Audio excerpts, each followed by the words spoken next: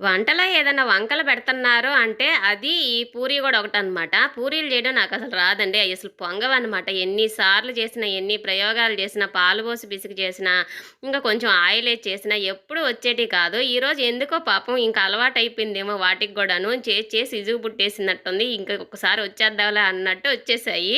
ఎందుకక్క అలా అంటున్నావంటారా? అంతే కదండీ! మనం ఎంత ప్రయత్నించినా అప్పుడు రావు. మామూలుగా చేసినప్పుడే టక్కన వచ్చేస్తాయనమాట. ఇంక ఈరోజు అలాగేను చక్కగా పూరీలైతే పొంగాయనమాట. ఇంక చికెన్ చేసేసినాను. కూరైతే మటుకు కొంచెం పులుసుండేటట్టయితే చేశాననమాట. దోసల్లోకి గానీ, ఇలాంటి పూరీలోకి, చపాతీలోకి ఇలాంటోటికి కొంచెం పులుసే ఉంచుతాను. ఇంక మా లడ్డుగాడు వెయిటింగ్ అనమాట. ఎప్పుడెప్పుడు తెస్తదా తిందామా అన్నట్టు. ఇంక చక్కగా ఏసిస్తే ఇద్దరు కూర్చొని వాడు, వాళ్ళ డ్యాడీ తింటా ఉన్నారు. సర్లే నేను గూడా అంతా పనైంది గదా! చేసేసానని చెప్పి నేను గూడా పెట్టుకొని చక్కగా తినేస్తున్నాను. టేస్ట్ అయితే చాలా బావుందండి. ఎప్పుడో ఒకసారి చేసుకుంటే ఆ టేస్ట్ అనేది మంచిగా తెలిసిద్దనిపిస్తది నాకు అప్పుడప్పుడు.